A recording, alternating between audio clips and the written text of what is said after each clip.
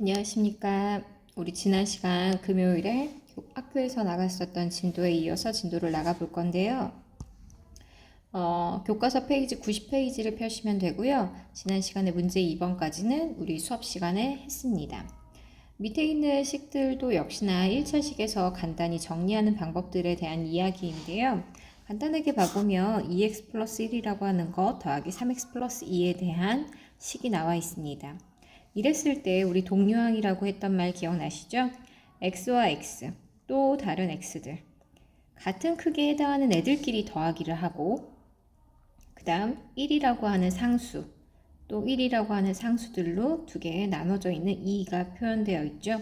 그래서 같은 종류에 해당하는 동류항들끼리 계산을 하니 2x하고 3x가 연산이 돼서 그 결과 5x가 되고 상수항에 해당하는 1과 2가 합해져서 3이라고 하는 결과가 되더라 라고 하는 거. 그래서 식이 조금 더 복잡해 보이고 항이 많아진다고 하더라도 여러분들은 같은 종류에 해당하는 동류항들끼리 연산해 주시면 됩니다. 그거를 확인할 수 있는 페이지 91페이지의 예제 1번 문제를 볼 건데요. 예제 1번 문제를 봐보면 항이 조금 더 많아졌죠. 다항식 두 개를 더하기 하여라 라고 되어 있는데 어렵지 않습니다. 어렵지 않은데 그 어렵지 않은 걸 너무 편안하게 넘겨버리면 나중 가서 큰 문제가 생기니까 꼼꼼하게 확인하시기 바랍니다. 3x 플러스 4와 2x 마이너스 3을 계산하라고 되어 있고요. 우리가 이렇게 계산을 할 때 주의할 점은 괄호 앞에 있는 게 1이 아니었을 때, 부호가 음수였을 때 이런 거 주의해 줘야 됩니다. 근데 3x 플러스 4 앞은 괄호 앞에 아무것도 보이지 않으니 1밖에 없고 1은 곱하나마나 크기의 변화를 주지 않기 때문에 그대로 괄호를 소거해 주시면 되고요.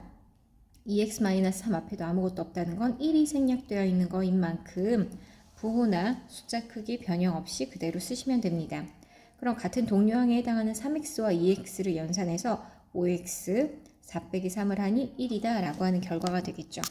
이거를 조금 더 심화한 문제가 2번이 되는 건데요. 2번을 풀기 위해서는 괄호 앞에 있는 숫자만큼을 전개해 줘야겠죠. 3배만큼 하니 얘는 3x-3과 마이너스 처리 있는 거 부호 조심하셔야겠죠.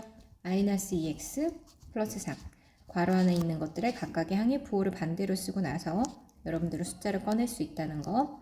그럼 동류항에 해당하는 3x와 마이너스 2x를 계산하니 3 빼기 2를 해서 1x가 되는 거고 마이너스 3과 4를 더하게 되니 플러스 1이 되더라 라고 하는 거죠.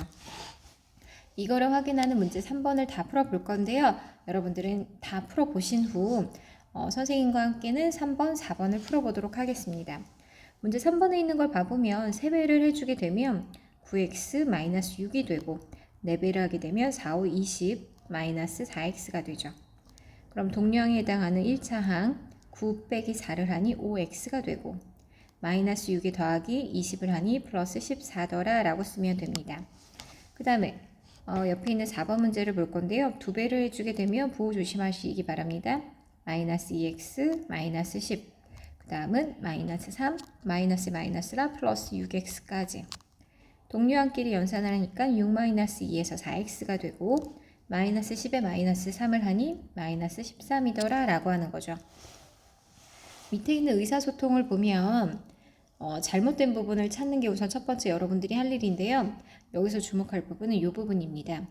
이 부분에서 동류항에 해당하는 2x에 마이너스 3x를 계산하니 마이너스 x가 된 거 맞고 4에다가 3을 계산하니 7이 되는 것도 맞습니다. 그러면 6분의 마이너스 x 플러스 7은 서로 동류항이 없기 때문에 여기서 계산이 끝이 나야 하는데 그 다음 과정을 보니 마이너스 1에 플러스 7이 연산된 플러스 6이 등장을 했죠. 그러면 이 부분을 지워버리시면 됩니다. 그러면 지금 배운 과정들을 전체 마무리하는 스스로 해결하기 문제를 볼 건데요. 여러분들이 당연히 다 풀었을 거라 생각을 하고 이거를 노트에 정리해서 패들렛에 등록하는 건 오늘의 숙제입니다. 그러면 주어진 부분에서 선생님이 중요한 부분들 몇 가지만 좀 정리해 보고서 이 부분은 마무리를 지을 건데요. 우선 2번에 나와 있는 거 볼까요? 두 항이 동류항인 걸 찾으래요. 동류항이라고 하는 거 지난 시간에도 얘기했지만 차수와 무엇? 문자가 서로 같은 것을 우리는 동류항이다 라고 얘기해요.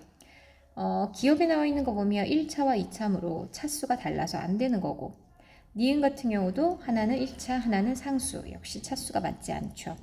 3번 같은 경우는 마이너스 5a와 3분의 1 a로 a에 관한 1차식인 거 둘 다 맞습니다.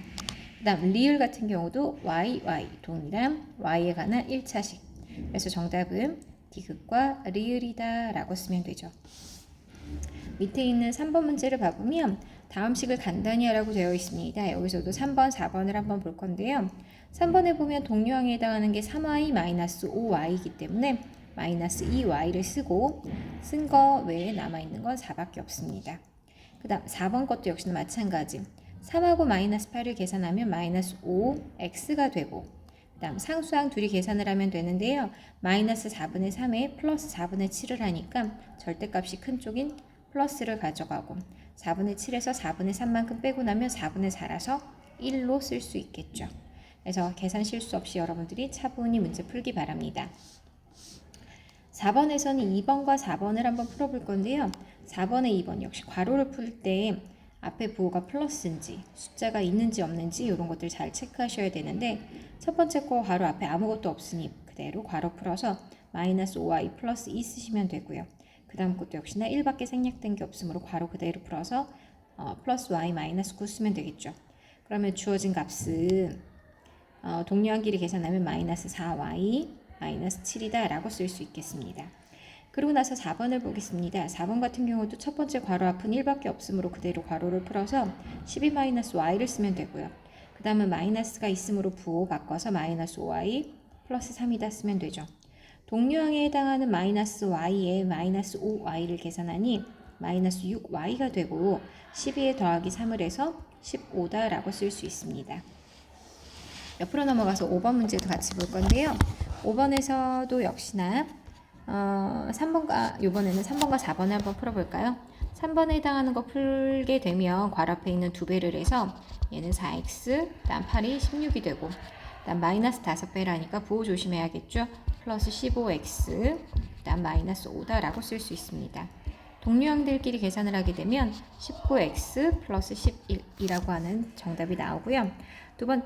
네 번째 있는 문제를 보게 되면 분모가 다르기 때문에 분모를 우선 통분하는 것부터, 전체 분모를 6으로 통분하고 싶습니다. 그러면 위에 있는 분자에도 2배한 10x 플러스 4를 쓰면 되고요. 여기 부호 마이너스 보이시죠? 그래서 전체 부호 반대로 바꿔서 마이너스 x 플러스 3을 하면 됩니다. 전체 6분의 동류항들끼리 연산을 하게 되면 10-1을 하니까 9x가 되고 4 더하기 3을 해서 7을 쓰면 됩니다. 그래서 정답은 6분의 9x 플러스 7인 것까지. 그러고 나면 문제 6번이 새롭게 뭔가 달력 표시가 되어 있는데요. 십자가 모양처럼 되어 있는 이 블럭 안에 있는 5개의 서로 다른 숫자들을 다 선택을 해서 어떤 걸 선택해도 사실 동일합니다. 5개의 수를 선택하면 그 수들 5개의 합은 항상 가운데 있는 수의 A배와 같다 라고 하는 건데, 이거는 잘 기억하시면 돼요. 여기서 가운데 있는 숫자는 17이죠. 17이라고 하는 걸 기준으로 위아래 있는 애는 10과 24가 되고, 그 다음 양 옆에 있는 애는 16과 18이 됩니다. 사실상 다 더해보면 알겠지만 원리는 이렇게 됩니다.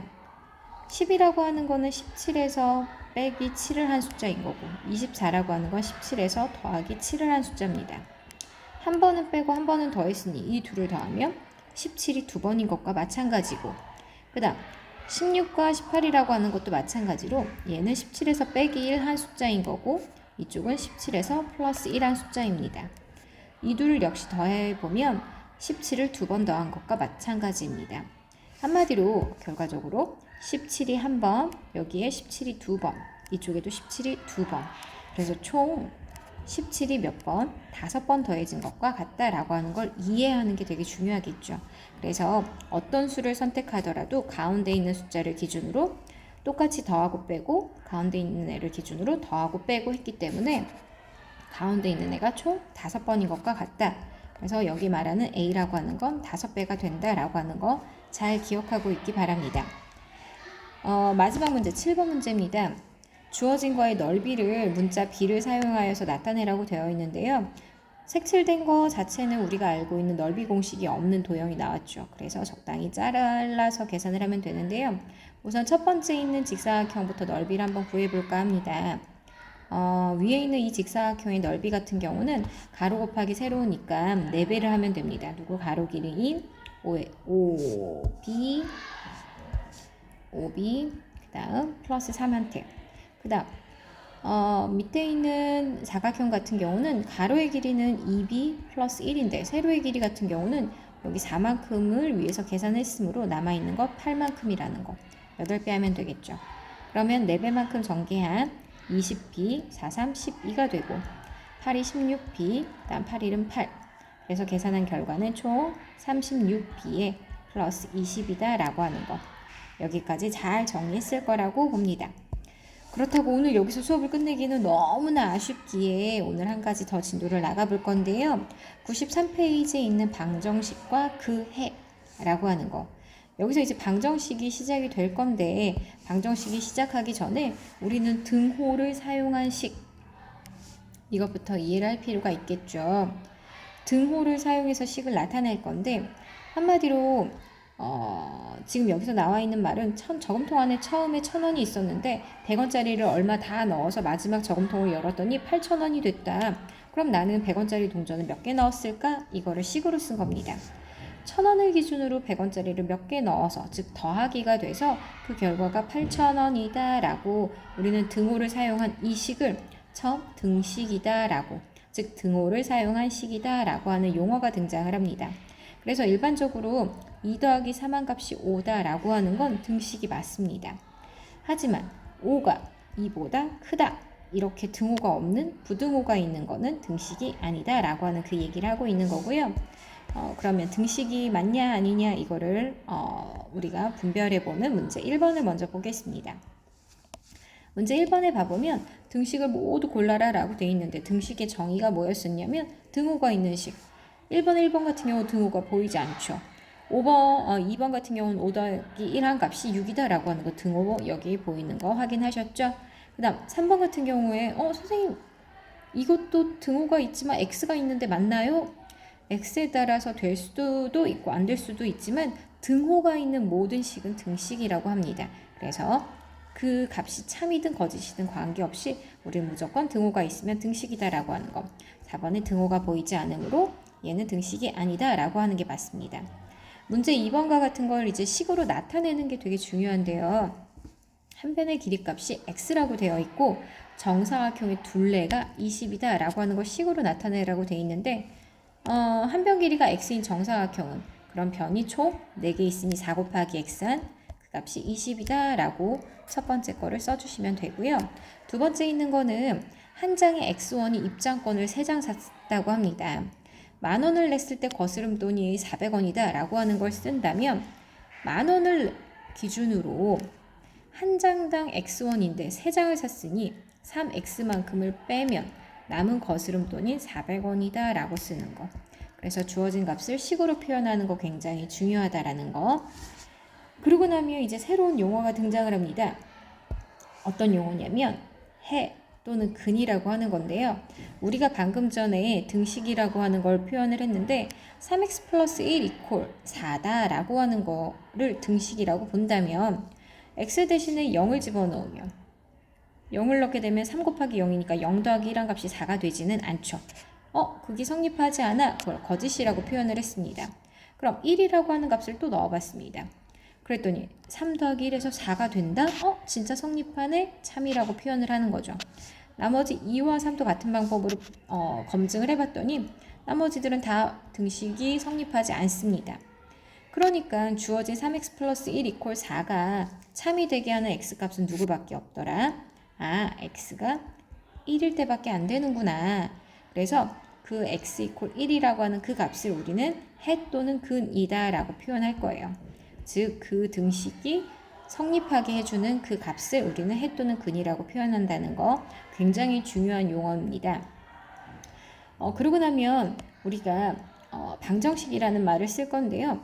x의 값에 따라 참이 될 수도 있고 거짓이 될 수도 있는 그러한 식을 이제는 앞으로 그냥 등식 아닌 방정식이라고 할 겁니다. 방정식에서 우리가 구해야 되는 그 x값, 그 x를 우리는 미지수라고 하고요. 그 미지수가 완전히 해소되게 하는, 즉 참이 되게 하는 그 값을 우리는 해 또는 근이다 라고 표현한다는 거. 그거를 확인해 보는 문제 3번을 한번 볼 건데요. 해가 3인 걸 모두 찾으라고 되어 있습니다. 해가 3이려면 x값이 3이었을 때 등호가 성립하면 되겠죠. x 대신에 여기다가 3을 넣어 볼게요. 3-4한 값이 7이 되나요? 마 1은 7이 아니므로 얘는 해가 아니다 라고 하시면 되고요. 2번에도 넣어 보겠습니다. 3 더하기 3을 한 값은 2 곱하기 3은 6과 같다 성립하죠. 그러므로 2번에 해가 된다 라고 하는 거 맞고요. 그 다음 3번에도 3을 대입을 해보면 6 빼기 3 한 것과 3 빼기 6 한 값이 같을까 봤더니 이쪽은 3이지만 이쪽은 마이너스 3이므로 서로 성립하지 않는다는 거 알 수 있죠. 그럼 4번도 보겠습니다. 3을 대입하게 되면 이 3은 6 빼기 1 한 값이 되고요. 얘는 3 더하기 여기다 3 집어넣게 되면 약분하고 나서 2가 된다는 거. 그래서 5와 5가 되므로 서로 좌우변이 같은 값을 갖는다. 그래서 여기서 해가 3이 되는 것은 2번과 4번이라고 하는 거 잘 알고 가셔야 됩니다. 그러고 나면 옆에 페이지 95페이지에 있는 부분 마지막 설명을 할 건데요. 항등식이라고 하는 용어가 나옵니다. 방금 전에 이제 얘기가 나왔었던 건 우리가 처음 순서가 등식을 배웠고요. 그 다음에 방정식을 배웠습니다. 방정식 다음 이제 항등식을 배우죠. 항등식은 말 그대로 항상 등호가 성립하는 식이다라고 하는 거.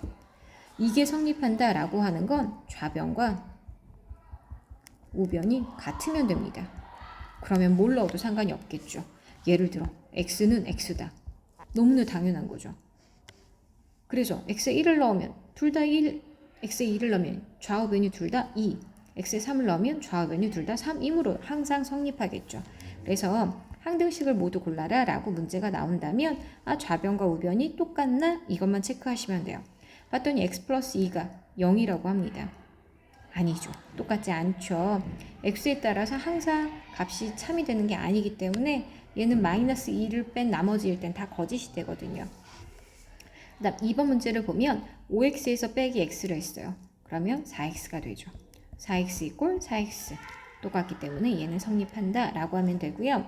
4번의 3번 문제를 보면 4x-5한 값이 7이 되는 건 일부분에서만 가능하죠. x가 3일 때만 가능합니다. 그러므로 특정한 경우에만 등호가 성립하는 건 방정식이라고 하는 거 정확히 기억하셔야 되고요.